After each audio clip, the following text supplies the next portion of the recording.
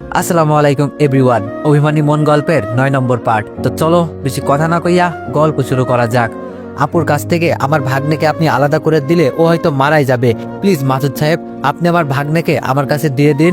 মাসুদ সাহেব বলল, আরে আজব তো, আমি কেন আমার সন্তানকে চুরি করতে যাব? আমি এবার জিব্বাতে এক এক কামড় দিলাম। আমি এবার উঠে পড়লাম। মাসুদ সাহেবের হাত চেপে ধরে বললাম, ভাগ্নেকে কোথাও খুঁজে পাচ্ছি না, মাফ করবেন আর ছবিটা রাখুন। বলে আমার ভাগ্নের একটা ছবি মাসুদ সাহেবকে দিয়ে চলে আসলাম। আবার গাড়িতে চড়ে ড্রাইভারকে চালাতে বললাম। এক বন্ধুকে ফোন করে হোটেলের একটা রুম বুকিং দিলাম। হোটেলের সামনে গাড়ি থামিয়ে মিতুকে বললাম, তুই যদি সাবলীলভাবে আমার সাথে হোটেলে প্রবেশ না করিস তাহলে আজ এখানেই তোকে একদম ফিনিশ করে দিব। মিতু আমার কথায় অনেকটা ভয় পেয়ে গেল। ওর হাতের বাঁধানো মুখের টেপ খুলে একটা ব্যাগে নিলাম। মিতু ভয়ে কোনো চেঁচামেচি না করে খুব সাবলীলভাবেই আমার সাথে হোটেলে গেল। হোটেলের রুমে ঢুকেই মিতুকে আবার পূর্বের নাই বেডে বেডের সাথে রাখলাম। শালি অনেক দাঁড়িয়েছে আমায়। আজ যদি আমার ভাগ্নেকে খুঁজে না পাই তাহলে এই হোটেলেই তোকে মেরে নদীর জলে ভাসিয়ে দিব আমি। তোর ভাইকে উচিত শিক্ষা দিব আমি। তোর এই হাতের অনেক জোর, তাই না শালি? দেখা দেখি আজ তোর হাতের কত জোর। তোর মাথায় তো অনেক বুদ্ধি। ওই দিন আমাকে মিথ্যা জালে ফাঁসিয়ে আমার বোনের সংসারটা ভেঙেছিলে। আজ দেখি তোর মাথায় কত বুদ্ধি। পালিয়ে দেখাস দিনই এই হোটেল থেকে। মিতুকে খাটের সাথে বেঁধে একটু পাশে এসে বাসায় আপুর কাছে ফোন দিলাম। ফোন ধরতেই আপুর কান্না ভেজা কণ্ঠ ভেসে আসলো। আমি বললাম, আরে আপু তুই কাঁদিস না, ভাগ্নের খোঁজ তো পেয়ে গিয়েছি আপু। আপু বলল, কি বলিস ভাই, সত্যি? আমি বললাম, আপু সত্যি খোঁজ পেয়ে গিয়েছি। ভাগ্নেকে কিডন্যাপ করেছে মাসুদ ভাইয়ার ভাড়াটে করা কিছু সন্ত্রাসী। 5 লক্ষ টাকা ওরা মুক্তিপণ দাবি চেয়েছে। আমি যত তাড়াতাড়ি পারি ওদের টাকা দিয়ে ভাগ্নেকে নিয়ে আসছি। আর আপু শোন, এই খবর যেন কারো কানে না যায়, নইলে ওরা ভাগ্নেকে ক্ষতি করবে। আপু তুই ভাবিস না, আমি যে কোনো মূল্যে ভাগ্নেকে নিয়ে বাসায় ফিরবো। রাখি আপু, বলেই ফোনটা রেখে দিলাম। মিতুর কাছে আসতেই ও বড় বড় চোখে আমার দিকে তাকালো। আমি ওর মুখের টেপটি খুলে দিলাম। মিতু বলল, আবির এগুলো কি? তুমি না বললে আমার ভাই তোমার ভাগ্নেকে চুরি করে নিয়ে গিয়েছে? আমি বললাম, মিসেস মিতু। মিতু বলল, তাহলে এখন আবার তোমার আপুকে ফোন দিয়ে এইসব কি বললে? আমি একটা হাসি দিলাম। মিতু বলল, আবির এগুলো কি হচ্ছে? তোমার ভাগ্নেকে কিডন্যাপাররা তুলে নিয়ে গিয়েছে, আর আমায় এভাবে নিয়ে এসে বেঁধে রাখছো কেন? আমি আবারও হাসি দিলাম। আমার ভাগ্নেকে তোমার ভাই চুরি করে নিয়ে গিয়েছে এটা হোটেলের সবাই জানে। আমার ভাগ্নে কিডন্যাপ হয়েছে এটা তুমি, আমি, আপু আর আমার পরিবার জানে। কিছুই বুঝছে না তো মিস মিতু? মিতু মাথা নাড়িয়ে জানালো, না ও কিছুই বুঝছে না। আমি বললাম, গুড মিস মিতু, 2 দিন এভাবে থাকলে সব বুঝতে পারবে। একটু পর অনু ফোন দিলে আমি মিতুর মুখে আবারও টেপ লাগিয়ে দিয়ে দরজা লক করে বাইরে আসলাম। অনু বলল, আবির প্রতীক তো কান্না করেই যাচ্ছে। আমি বললাম, অনু তুমি এক কাজ করো, ওকে কিছু খাবার খেতে দাও আর তুমি মাথাটাও সামনে দাও। অদ্ভুত হলেও সত্যি, আমার ভাগ্নে 2 সেকেন্ডের মধ্যে ওর কান্না থামিয়ে দিবে তোমার চুল ও কান টেনে। আমার কথা মতো অনু তাই করলো এবং প্রতীক কান্না থামালে ও কিছুটা অবাক হয়ে গেল। আমি বললাম, আচ্ছা অনু তুমি ওকে দেখে শুনে রেখে বলে ফোনটা কেটে দিলাম। আপনারা ভাবছেন এসব কি হচ্ছে, চলুন আপনাদের সবটা খুলে বলা যাক। আসলে আমার ভাগ্নেকে কেউ কিডন্যাপ বা মাসুদ সাহেব চুরি করেননি। ওই দিন রাতে আমার ঘুম আসছিল না, তাই হোটেলের বাইরে পায়চারি করতে করতে একসময় ছাদে চলে যাই। ছাদে গিয়ে এত রাতে অনুর মতো কাউকে এত রাতে ছাদে বসে থেকে কাঁদতে দেখে আমি কিছুটা অবাক ও ভয় পেয়ে যাই। সাহস নিয়ে অনুর কাছে গেলে দেখি আসলেই অনুই ওটা। আমাকে দেখে অনু আমার কাছে ক্ষমা চাই। আমি ওকে ক্ষমা করে দিই। এরপরেই আমরা অনুর রুমে আসি।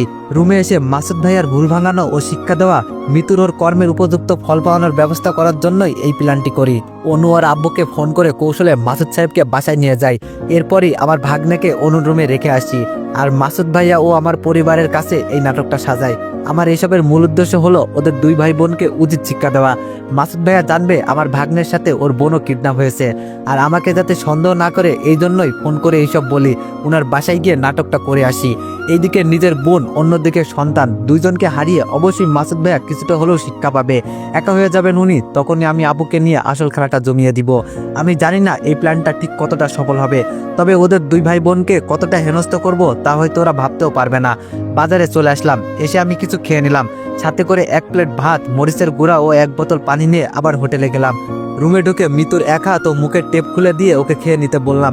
মিতু ভেবেছে ওর জন্য ভালো দামি খাবার এনেছি। খাবারের প্যাকেটটি তাড়াহুড়ো করে খুলে দেখতেই ও আমার দিকে অবাক দৃষ্টিতে তাকালো। কিরে কাল নাগিনি, কি দেখছিস? খা, মধু মধু, সবে মাত্র শুরু, আরো কত কিছু দেখবি। তুই কি ভেবেছিলি আমার এতটা ক্ষতি করে বেঁচে যাবি তুই? আমি তোকে কিছুই বলবো না, সব ভুল ভেবেছিস কাল নাগিনি, সব ভুল। আমি শুধু উপযুক্ত সময় ও সুযোগের অপেক্ষায় ছিলাম। আজ সময় ও সুযোগ দুইটাই এসে গিয়েছে। এই কয়েকদিনে তোর জীবনটা আমি বিষিয়ে দিব। একটু পর মিতুর ফোন বেজে উঠলো। ফোন রিসিভ না করে কেটে দিলাম। এবং আপনার বোন ও সন্তান আমাদের কাছে বন্দি রয়েছে বলে ফোনটা বন্ধ করে দিলাম। মিতু খাবার না খেয়ে চোখের জল ফেলতে ফেলতে শুয়ে পড়লো। আমিও একপাশে শুয়ে পড়লাম। মাঝরাতে খচর মচর শব্দ হচ্ছে, তাই আমার ঘুম ভেঙে গেল। তাকিয়ে দেখি মিতু ওই মরিচের গুঁড়া দিয়েই ভাত মাখিয়ে খাচ্ছে। আমি আবার চোখ বুজে ভাবছি, কেন শালি খাবি না বলে এখন খাচ্ছিস কেন? মিতু খেতে থাকলো আর আমি ঘুমিয়ে পড়লাম। সকালে ঘুম থেকে উঠে দেখি মিতুর অবস্থা অনেকটা নাজেহাল, তাই ওকে এবার মুক্ত করে দিলাম। মিতু কান্না করেই চলেছে। আমি ওকে কান্না থামাতে বললেও ও আমার কথা শুনছেই না, তাই দেখে এবার মিতুকে এক ধমক বসিয়ে দিলাম। ও আমার ধমক শুনে অনেকটা গুটিয়ে গেল। আমি বললাম, মিসেস মিতু, এতটুকু কষ্ট পেয়ে এতটা কান্না করছো? একবার ভেবে দেখো তো, আমার আপুটা ওই দিন কেমনটা কেঁদেছিল। আপু আজও আড়ালে তোমার ভাইয়ের জন্য চোখের জল ফেলে। মেনে নিয়েছি যে দোষটা আমারই ছিল, কিন্তু সেই দোষে তুমি আমার আপুর সংসারটা কেন ভেঙে দিলে? মিতু বলল, আবির, আমি ওই দিন এমনটা করিয়েছিলাম তোমার আপুর সংসার ভাঙতে নয়, তোমার উপর রাগ হয়েছিল আর ভাইয়ের হাত থেকে বাঁচতে। আমি বললাম, বাহ মিতু বাহ, আমাকে 1 মাস জেল খাটিয়েও কি তোমার আমার উপরে জমে থাকা প্রতিশোধের নেশাটা মেটে নাই, যে তুমি পরবর্তীতে এইভাবে প্রতিশোধ নিয়েছিলে? আমার কথার উত্তর না দিয়ে মিতু চুপ করে কাঁদতেই থাকলো। মিতু, তোমাকে যেদিন অপু ডিভোর্স দিয়েছিল সেদিনও কি তুমি বুঝেছিলে না একটা মেয়েকে স্বামী ডিভোর্স দিলে তার কতটা কষ্ট হয়? সেদিন কি পারতে না তোমার ভাইয়াকে সবটা খুলে বলতে? মিতু বলল, সাহস পাইনি ভাইয়াকে সব খুলে বলার। তোমার উপর প্রতিশোধ নিতে গিয়ে আমি নিজে সেই প্রতিশোধের আগুনে জ্বলে পুড়ে গেছি। তুমি আমার পিছু হাঁটা ছেড়ে দিয়েছো। ভাইয়াকে সব বললে ভাইয়াও যদি আমাকে ছেড়ে দিত তখন আমি কোথায় যেতাম? একটা লম্পটকে ভালোবেসে হারিয়েছি আমার মায়ের মতো ভাবির আদর, হারিয়েছি তোমার মতো একজন বেস্ট ফ্রেন্ডকে। তোমার চরিত্রে দাগ লাগাতে ও ভাবির সংসারটা ভাঙতে গিয়ে আজ আমার সংসারটা ভেঙে গিয়েছে। আমারও চরিত্রে কলঙ্কের দাগ লেগে গিয়েছে। আজ বুঝতে পেরেছি পাপ কাউকে ক্ষমা করে না। আবির, তুমি আমাকে একটা সুযোগ দাও প্লিজ। আমি কথা দিচ্ছি, আমি বাসায় ফিরেই ভাইয়াকে সব কথা খুলে বলবো। এতে ভাইয়া আমাকে যা শাস্তি দিবে আমি সব শাস্তি মাথা পেতে নিব। আমাকে এই সুযোগটা দাও প্লিজ আবির। আমি বললাম, আচ্ছা ঠিক আছে মিতু, যাও ফ্রেশ হয়ে এসো, আমরা আজই বাসায় ফিরবো। বলে আমিও রেডি হতে চলে গেলাম। অনুকে ফোন করে আমার বাসায় চলে আসতে বললাম। আমি আর মিতু ওর বাসার দিকে রওনা দিলাম। মিতুর বাসায় পৌঁছে গেলাম। সারা বাড়ি খুঁজেও মিতুর ভাই মাসুদ ভাইয়াকে পেলাম না। মিতুকে ওর ভাইকে ফোন দিতে বললাম। মিতু মাসুদ ভাইয়াকে ফোন দিলে উনি ফোন ওঠাচ্ছেন না। মিতুকে রেখে আমি বাসার দিকে রওনা হয়ে গেলাম। বাসায় আসতেই আপু আমার কাছে দৌড়ে আসলো। আপু বলল, ও ভাই, আমার বুকের মানিকটা কোথায়? তুই না বলছিস প্রতীককে নিয়ে বাসায় ফিরবি? আমি কিছু বলার আগে আপু আমাকে জড়িয়ে ধরে কান্না শুরু করে দিল। আপুকে শান্ত করে বললাম, আপু কাঁদিস না, আর কিছুক্ষণের মধ্যেই ভাগ্নেকে নিয়ে অনু বাসায় ফিরবে। ভাগ্নে অনুর হেফাজতে আছে। আপু বলল, ভাই তুই আমাকে মিথ্যা সান্ত্বনা দিস? আমি জানি তুই আমাকে মিথ্যা আশ্বাস দিচ্ছিস রে ভাই, সত্যি করে বল না ভাই, প্রতীকের কি হয়েছে? বুঝলাম আপুকে এইভাবে বলে বিশ্বাস করানো যাবে না, তাই ফোন বের করে অনুকে ফোন দিলাম। হ্যালো অনু, প্রতীক তোমার কাছে না? আপুকে একটু বলো তো অনু, তুমি যে প্রতীককে নিয়ে আমাদের বাসায় আসছো। ফোনটা এবার আপুকে দিলাম। অনু আপুকে সব বললো। আপু তবুও যেন বিশ্বাস করলো না। তাই আমি অনুকে এগিয়ে নিয়ে আসতে বলে একটু বাইরে বাস স্ট্যান্ডের দিকে যেতে লাগলাম। রাস্তায় হঠাৎ অপুর সাথে দেখা হয়ে গেল। অপু বলল, আবির কেমন আছো? আমি বললাম, আছি এই তো, তুমি কেমন আছো অপু? অপু বলল, এই কোনো রকম। আবির, তা মিতু কেমন আছে? আর তোমরা কবে বিয়ে করছো আবির? আমি বললাম, মানে অপু এসব কি বলছো তুমি? অপু বলল, আমি সত্যিই তো বলছি, তোমরা কবে বিয়ে করছো সেটা জানতে চাইছি আর কি। আমি বললাম, দেখো অপু, আমি কেন মিতুকে বিয়ে করতে যাব? অপু বলল, মিতু তোমায় ভালোবাসে তাই? আমি বললাম, ভালোবাসে মানে এসব কি বলছো তুমি? আমি তো কিছুই বুঝছি না। অপু বলল, ও তাহলে শোনো আবির। অপু বলল, ওই দিন বাসের রাতে আমি যখন মিতুর কাছে যেতে থাকি তখন ও আমাকে বাধা দেয়।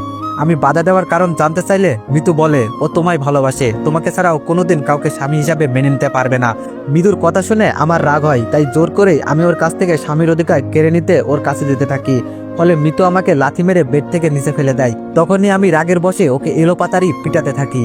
সারা রাত ধরে ওর উপর অত্যাচার করলো। মিতু আমাকে স্বামীর অধিকার দেয়নি, শুধু তোমায়ও ভালোবাসে বলে। আমি বললাম, এসব কি সত্যি নাকি? অপু বলল, সত্যি আবির। আমি বললাম, মিতু যদি আমাকে ভালোবাসে তাহলে ও কেন তোমাকে বিয়ে করলো? অপু বলল, ওর ভাইয়ের চাপে আর আমার কাছে ওর কিছু আপত্তিকর পিক থাকায়, যার জন্য মিতু ভয়ে আমাকে বিয়ে করতে রাজি হয়েছিল। আমি বললাম, আচ্ছা তা না হয় মানলাম, কিন্তু মাসুদ ভাইয়া কেন তোমার সাথে মিতুকে বিয়ে দিতে রাজি হলেন? অপু বলল, কেননা মিতুর ভাই জানতে পেরে গিয়েছিল মিতু তোমাকে ভালোবাসে, তাই ওই দিন উনি আমার সাথে মিতুকে বিয়ে দিতে রাজি হয়ে গিয়েছিল। অপু বলল, আচ্ছা আবির, এখন আমি আসি, আর দোয়া করি তোমরা যেন সুখী হও। বলে অপু চলে গেল। আমি রাস্তার এক পাশে গিয়ে দাঁড়িয়ে কিছুক্ষণের জন্য ভাবতে থাকলাম যে মাসুদ ভাইয়া একদিন মিতুকে অপুর হাত থেকে বাঁচাতে আপুকে দিয়ে অভিনয় করিয়ে নিয়ে অপুকে জেলে দিয়েছিল, অথচ আবার সেই অপুর হাতে মিতুকে তুলে দিতে ওই দিন যেন উনি একটুও দ্বিধাবোধ করেননি। কারণটা হলো শুধু মিতু আমাকে ভালোবাসে বলে আজ কেন বেশ কিছু সংকোচ বেঁধেছে আমার মনে। মিতু যদি একসময় অপুকে ভালোবাসতো তাহলে সে কিভাবে আমাকে আবার ভালোবাসতে পারে বুঝছি না। আবার মাসুদ ভাইয়াও মিতুর সাথে এটা কেন করলো সেটাও তো আজ আমার কাছে অপরিষ্কার মনে হচ্ছে। আমি কি অপুর চেয়ে খারাপ ছেলে ছিলাম নাকি যে মাসুদ ভাই মিতুকে জোর করেই অপুর সাথে বিয়ে দিয়ে দিলেন? জানি না এইসব সংকোচ কিভাবে দূর হবে আমার মন থেকে। দেখি অনুকে ফোন দিয়ে ও কত দূর আর কতক্ষণ লাগবে আসতে। ফোন বের করে অনুকে ফোন দিলাম। অনু কোথায় তুমি, আর কতক্ষণ লাগবে আসতে? অনু বলল আবির আর আধা ঘন্টা মতো লাগবে। অনু তোমার আসতে তো এত সময় লাগার কথা না। অনু বলল আবির আমরা ট্রাফিক জ্যামে আটকে পড়েছিলাম তাই দেরি হচ্ছে আর কি। আমি বললাম ও তা ভাগ্নে কি করছে? অনু বলল ও আমার কোলে ঘুমাচ্ছে, কিছুক্ষণ আগে কিছু খাওয়ালাম এখন ঘুমাচ্ছে। আমি বললাম আচ্ছা তাহলে ভালো করে এসো, আমি বাস স্ট্যান্ডে আসি, বাস থেকে নেমেই ফোন দিও। অনু বলল আচ্ছা বাস থেকে নেমেই তোমায় ফোন দিব বলে অনু ফোনটা কেটে দিল। আমি এক চায়ের দোকানের পাশে চা অর্ডার করে দাঁড়িয়ে আছি। একটু পর দোকানদার চা নিয়ে এসে আমার হাতে দিল। আমি চায়ের কাপে মুখ দিতে যাব কি অমনি কেউ কিছু একটা দিয়ে চায়ের কাপে বাড়ি বসিয়ে দিল। আমি লাফ মেরে উঠলাম, পাশে তাকাতেই দেখি চল 1 মাস জেল কেটে তোর শিক্ষা হয়নি, দেখছি এবার তো সারা জীবনটা জেলেই কাটবে। বলেই আমি কিছু বলার আগে মিতুর ভাই আমাকে হাতে হাত করা পরিয়ে দিল। আমি বললাম মানে আমি কি করেছি আর আমার অপরাধী বা কি? মাসুদ ভাই বলল তোর অপরাধ কি তা থানায় গেলেই জানতে পারবি। আমি বললাম না আপনি তো বিনা দোষে আমাকে থানায় নিয়ে যেতে পারেন না, আগে আমাকে কোন অপরাধে থানায় নিয়ে যাবেন সেটা বলুন, নইলে। মাসুদ সাহেব বললেন নইলে কি করবি? বলে উনি আমার শার্টের কলার ধরে টানতে শুরু করে দিল। আমাকে জিপে উঠিয়ে নিয়ে থানায় নিয়ে গেল। জেলের ভিতরে ঢুকিয়ে দিয়ে উনি একজন অফিসারকে বলল এর নামে চার্জশিট তৈরি করুন। ওই পুলিশ অফিসার আমার অপরাধ বা কারণ জানতে চাইলে উনি বললেন কিডন্যাপ, একজন মেয়েকে কিডন্যাপ ও তার উপর রাতভর অত্যাচারের জন্য ওর উপর নারী নির্যাতনের দায়ে চার্জশিট তৈরি করুন, কালকেই ওকে কোর্টে চালান দেওয়া হবে। আমি বললাম নারী নির্যাতন মানে? আমি কাকে কিডন্যাপ ও নির্যাতন করেছি? মাসুদ সাহেব বললেন চুপ, আর একটা কথাও যদি মুখ থেকে বার করিস তাইলে তোকে এখানে মেরে পুঁতে ফেলবো। তোর ভাগ্য ভালো তাই এখনো তোর উপর হাত উঠায়নি, জানিস না কাকে কিডন্যাপ করেছিস তুই। তার মানে মিতু আবারও আমাকে এভাবে ফাঁসিয়ে দিল। আসলে মিতুকে এইভাবে বিশ্বাস করাটা আমার মোটেও ঠিক হয়নি। 1 ঘন্টা না যেতে মিতু সহ আমার আপু আব্বু ও অনু আসলো। মিতু বলল ভাইয়া আবিরকে ছেড়ে দাও। মাসুদ ভাই বলল কি বলিস বোন, ওনা তোকে? মিতু বলল ভাইয়া অনেক হয়েছে আর না, আমি যা বলছি সব মিথ্যা, আবির আমার কিডন্যাপ করেনি, তাই তুমি ওকে ছেড়ে দাও প্লিজ। মিতুর কথাই ওর ভাইয়া আমাকে ছেড়ে দিল। আমি জেল থেকে বের হয়ে মিতুকে বললাম আশা করি বাকিটুকু তোমার ভাইয়াকে বলে দিবা, আমরা সবাই তোমার ভাইয়ার আশার পথ চেয়ে থাকবো। আমরা সবাই বাসায় চলে আসলাম। আপু প্রদীপকে পেয়ে অনেক খুশি। অনুকে সবাই যেন পারছে না মাথায় তুলে আদর করতে। আমার সৎমা বলেই বসলো এমন একটা লক্ষ্মী মেয়ে আবিরের বউ হবে, অনেক মিষ্টি তুমি। আমি চেয়েছি শুধু অনুকে দেখছি, অনু যেন লজ্জায় লাল করে ফেলেছে ওর মুখটি। অনু এবার বলল আচ্ছা আমি এবার আসি। আপু আমায় অনুকে এগিয়ে দিয়ে আসতে বলল। আমি অনুকে এগিয়ে দিতে ওর সাথে সাথে যাচ্ছি। দুইজনে চুপচাপ হেঁটে চলেছি। আজ আমার অনেক ইচ্ছাই হচ্ছে অনুকে কিছু বলার, কিন্তু কথাগুলো পেটে আসলো যেন মুখ দিয়ে আর বের হচ্ছে না। অনুর বাসার কাছাকাছি চলে এসেছি, আর মাত্র 1 মিনিটের রাস্তা। এবার বুকে সাহস করে বলেই দিলাম অনুকে, অনু একটা কথা বলার ছিল তোমাকে। অনু বলল বলো কি কথা? আমি বললাম অনু আসলে আমি আমার মনকে যতবারই প্রশ্ন করেছি সে উত্তর দিয়েছে, তোমার মনটাকে সে গ্রহণ করতে চাই। আমার কথা শুনে অনু দাঁড়িয়ে গেল। আমিও কিছুটা ভয় পেয়ে গেলাম। অনু কিছুটা রোমান্টিক ভাব নিয়ে বলল দেখো আবির আমি ওইসব শুনতে চাই না, এক কথায় আমি সোজা ওই 3টা শব্দ শুনতে চাই, বলবে কি? আমি বললাম আমি তোমাকে ভালোবাসি অনু। অনু বলল আমিও তোমাকে ভালোবাসি আবির। 2 মিনিটের জন্য আমার আর অনুর চোখের ভাষায় কিছুটা কথা চললো। আমি বললাম যদি ভালোই বাসো তাহলে ওই দিন 2টা চর মারার পর এভাবে হারিয়ে গিয়েছিলে কেন? অনু বলল কই হারিয়ে গিয়েছিলাম, শুধু বুক ভরা বিশ্বাস ও আকাশ ছোঁয়া ভালোবাসা নিয়ে তোমার পথ চেয়ে বসেছিলাম। আমি শুধু একটা কথাই ভাবতাম, আমি যদি সত্যি তোমাকে ভালোবেসে থাকি তাহলে একদিন না একদিন তোমাকে আমি পাবোই, আর আমার সবকিছু দূরে শুধু তুমিই ছিলে আবির। আমি বললাম তাই নাকি অনু, সত্যি আমায় এতটা ভালোবাসো? অনু বলল সত্যি আবির, আমি তোমাকে মন প্রাণ দিয়ে ভালোবাসি। অনুকে জড়িয়ে ধরতে সাহস পাচ্ছি না, তবে অনেক ইচ্ছে করছিল অনুকে বুকের সাথে শক্ত করে জড়িয়ে ধরি, তবে আমার সে সাহস যেন হচ্ছে না। অনু বলল আচ্ছা আবির এবার আমি আসি তাহলে। আমি বললাম অনু। অনু বাই বলে ওর বাসায় চলে গেল। আমিও বাসায় চলে আসলাম। এসে আমার রুমে গিয়ে শুয়ে শুয়ে ভাবছি অনুকে বউ করতে পারলে সত্যি আমি অনেক ভাগ্যবান হব। ওর ভালোবাসায় আমার জীবনটা সুখে ভরে যাবে। নিজের সুখের কথা ভাবতে গিয়ে যেন বুকের ভেতরে কিছু একটা নাড়া দিয়ে উঠলো। কল্পনা বেশি মনে হলো কেউ যেন আমায় বলছে নিজের সুখের সংসার ও বউয়ের কথা ভাবছিস, তোর বোনের সংসারটা নিয়ে ভাব, তোর বোনের সুখ নিয়ে ভাব। আমার সুখ যেন হারিয়ে গেল। আমি বা আর কি করব? এত চেষ্টার পরেও মাসুদ ভাইয়া যদি আপুকে মেনে নেয় তাহলে আর কি করার। আর কি করতে পারি আপু? আমি কি করতে বাদ রেখেছি? কত পথই না অবলম্বন করলাম, তবুও কাজ হলো না। একটিবারের জন্য উনি যেন আপুর কথা ভাবেননি উনার এমন একটা নিষ্পাপ সন্তানের কথা। তবে আমার মনে হয় মিতু এবার সব কথা মাসুদ ভাইয়াকে খুলে বলবেন। উনি এবার আসবেন আমার আপুকে নিতে। আমার ভাগ্নেকে নিজের সন্তান পরিচয় দিয়ে উনি কোলে তুলে নেবেন। একটু পর অনু ফোন দিল। অনু বলল, এই বাবু কি করছো? আমি বললাম, বাবু মানে? বাবুকে অনু? অনু বলল, আরে তোমাকে আদর করে বাবুর নাম বলে ডাকলাম আর কি। আমি হাসবো না কাঁদবো বুঝছি না। বাবু বলে বিএফকে কেউ ডাকে নাকি?